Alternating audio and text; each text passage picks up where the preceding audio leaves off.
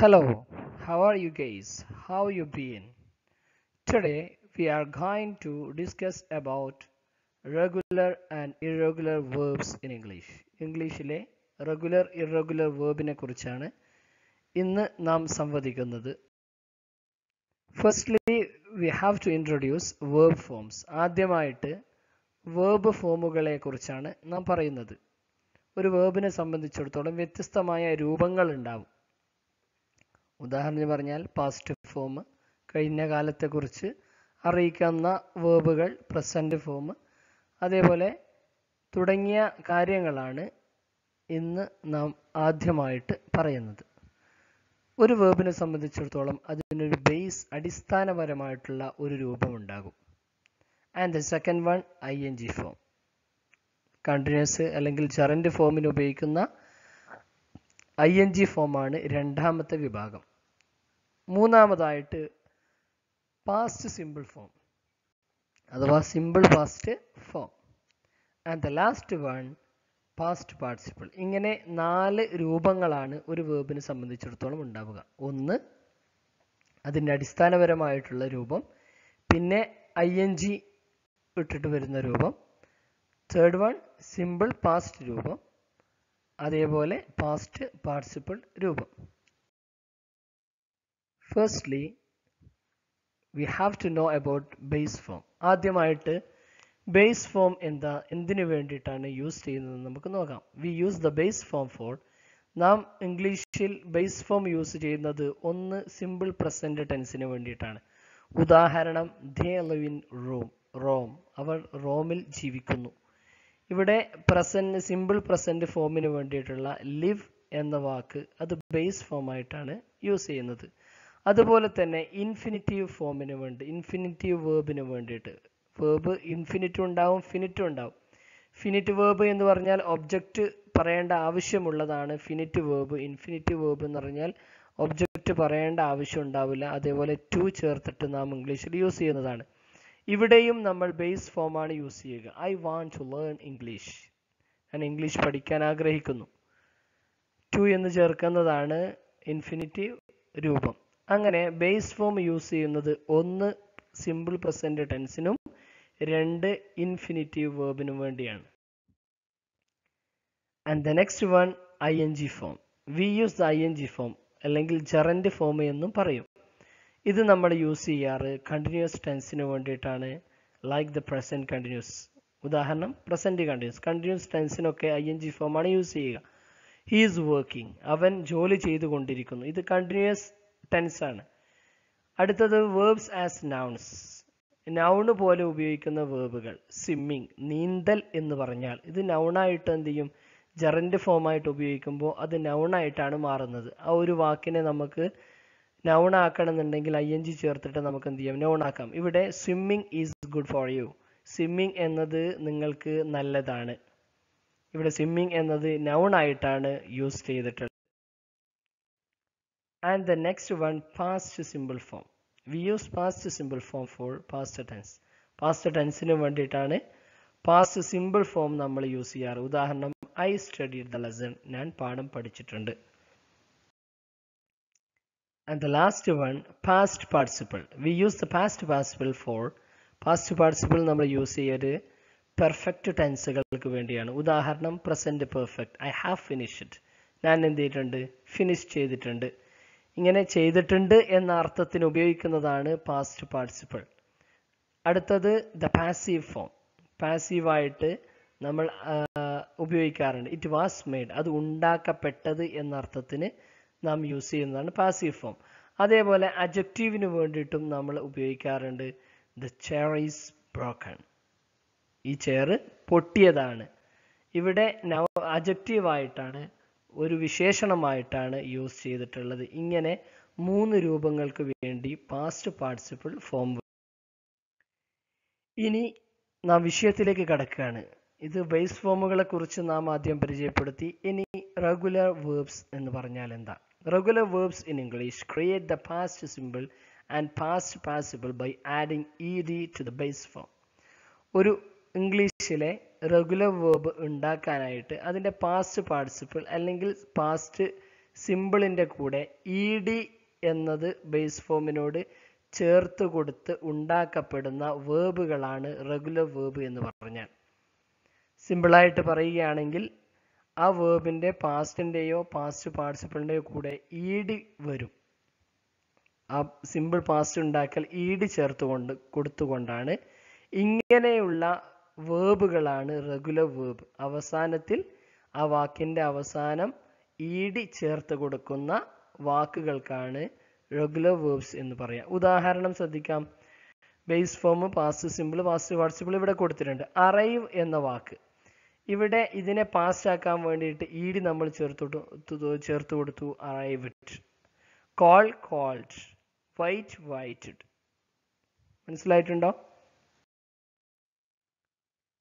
ഇനി if the verb ends in a consonant and y, we change the y to I and added ed.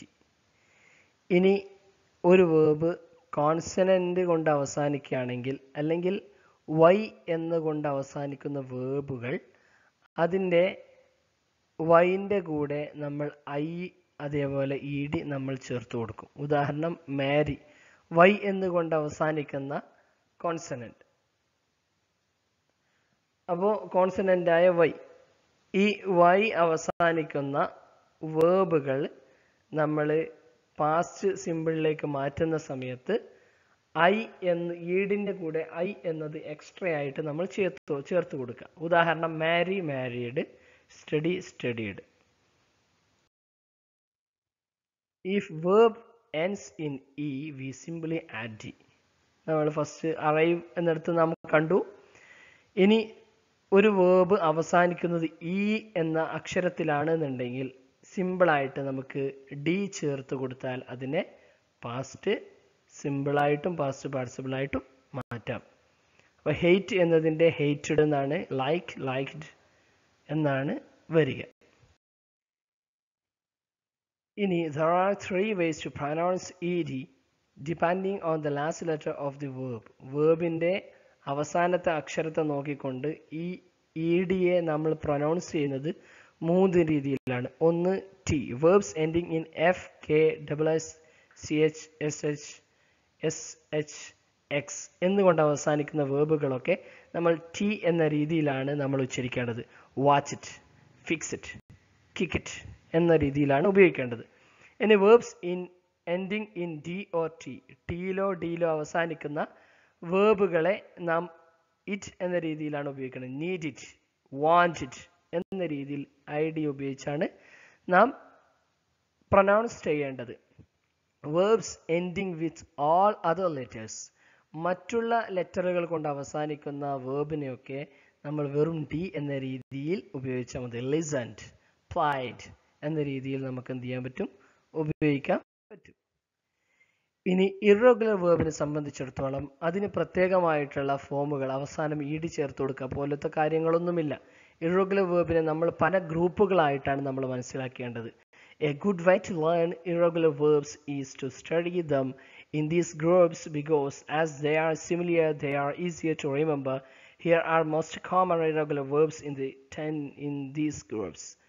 അപ്പോൾ ഒരു നല്ല വഴി എന്ന് പറഞ്ഞു കഴിഞ്ഞാൽ നമ്മൾ അതിനെ ഗ്രൂപ്പുകളായിട്ട് ഇവിടെ തിരിച്ചിട്ടുണ്ട്. ആ ഗ്രൂപ്പുകൾ ഏകദേശം നാം പൊതുവെ യൂസ് ചെയ്യുന്ന വേർബുകൾ വെച്ചിട്ടുള്ളൊരു ഗ്രൂപ്പാണ്. ഇതേ രീതിയിൽ വരുന്ന വാക്കുകളെ നാം മനസ്സിലാക്കിയിട്ട് അതിൻ്റെ പാസ്റ്റ് നമ്മൾ കണ്ടെത്തുകയാണ് വേണ്ടത്.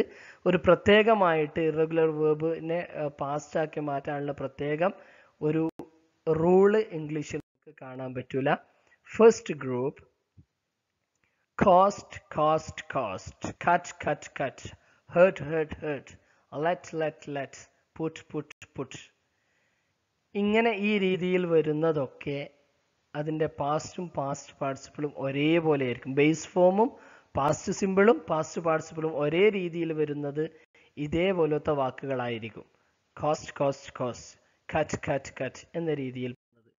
And the next group B, രണ്ടാമത്തെ ഗ്രൂപ്പ് ശ്രദ്ധിക്കുക. Bring, brought, brought, buy, bought, bought, catch, caught, caught, feel, felt, felt, find, found, found, get, got, got, have, had, had, ഇങ്ങനെ തുടങ്ങി ഒരുപാട് വേർബുകൾ നിങ്ങൾക്ക് സ്ക്രീനിൽ കാണാൻ പറ്റുന്നുണ്ട്. അപ്പോൾ ഈ വേർബുകൾ, ഈ രണ്ടാമത്തെ ഗ്രൂപ്പ് മനസ്സിലാക്കുക. ഇതേ രീതിയിൽ വരുന്ന വേർബുകളെ നാം അതിൻ്റെ പാസ്റ്റ് സിമ്പിളും അതേപോലെ പാസ്റ്റ് പാർട്ടിസിപ്പിളും ഈ രീതിയിലാണ് ആക്കി മാറ്റേണ്ടത്. And the group 3, group C, come, came, come, become, became, become, run, ran, run. ഇതിൻ്റെ ബേസ് ഫോമും പാസ്റ്റ് പാർട്ടിസിപ്പിളും ഒരേ രീതിയിലായിരിക്കും. എന്നാൽ പാസ്റ്റ് സിമ്പിളിന് ചെറിയ മാറ്റങ്ങൾ ഉണ്ടാകും. ശ്രദ്ധിച്ചു നോക്ക്. Come, came, come. ഇവിടെ ബേസ് ഫോമും പാസ്റ്റ് പാർട്ടിസിപ്പിളും ഒരേ രീതിയിലാണുള്ളത്. മാറ്റം വന്നിരിക്കുന്നത് സിമ്പിൾ പാസ്റ്റിനാണ്. ആൻഡ് ദ ഗ്രൂപ്പ് 4 അഥവാ group D, be, was, were, been, begin, began, begun, break, broke, broken, choose, chose, chosen, do, did, done. ഇത് മൂന്ന് രീതിയിലാണുള്ളത്. ആദ്യത്തെ നമ്മൾ ഗ്രൂപ്പിൽ പറഞ്ഞത് എല്ലാം ഒരേപോലെ. രണ്ടാമത്തത് ചെറിയ മാറ്റങ്ങൾ, അതിൻ്റെ പാസ്റ്റ് സിമ്പിളും പാസ്റ്റ് പാർട്ടിസിപ്പിളും ഒരേപോലെയുള്ളത്. മൂന്നാമത്തെ ഫോം ബേസ് ഫോമും അതേപോലെ പാസ്റ്റ് പാർട്ടിസിപ്പിളും ഒരേപോലെയുള്ളത്. ഇത് മൂന്നും അറ്റർലി ഡിഫറെൻ്റ് ആയിട്ടാണ് കാണുന്നത്. Do, did, done, drink, drank, drunk, drive, drove, driven, eat, ate, eaten, fall, fell, fallen, give, gave, given, go, went, gone, know, knew, known, see, saw, seen, speak, spoke, spoken, swim, swam, swum, take, took, taken, wake, woke, woken, write, wrote, written. ഈ രീതിയിലാണ് 4 ഗ്രൂപ്പുകളാക്കിയിട്ട് നാം സ്ക്രീനിൽ കാണിച്ചു തന്നു. ഇതേ രീതിയിലാണ് irregular വേർബിനെ നമുക്ക് മനസ്സിലാക്കാൻ കഴിയുക. Totally we have said that, നമ്മൾ ആദ്യമായിട്ട് പറഞ്ഞത് റെഗുലർ വേർബ് എന്ന് പറഞ്ഞാൽ ആ വേർബിൻ്റെ പാസ്റ്റ് പാർട്ടിസിപ്പിളും അതേപോലെ സിമ്പിൾ പാസ്റ്റും ഇ ഡിയിൽ അവസാനിക്കുന്നതാണ് റെഗുലർ വേർബ് എന്ന് പറഞ്ഞാൽ. ഇറഗുലർ വേർബ് എന്ന് പറഞ്ഞാൽ അതിന് പ്രത്യേകമായിട്ടുള്ള ഒരു റൂള് നമുക്ക് ഇംഗ്ലീഷിൽ പറയാൻ കഴിയില്ല. പക്ഷെ നമ്മൾ 4 ഗ്രൂപ്പുകളായിട്ട് തിരിച്ചു. ആ ഗ്രൂപ്പുകൾ മനസ്സിലാക്കുക. ഓക്കെ, ഗുഡ് ബൈ, അസ്സലാമു അലൈക്കും.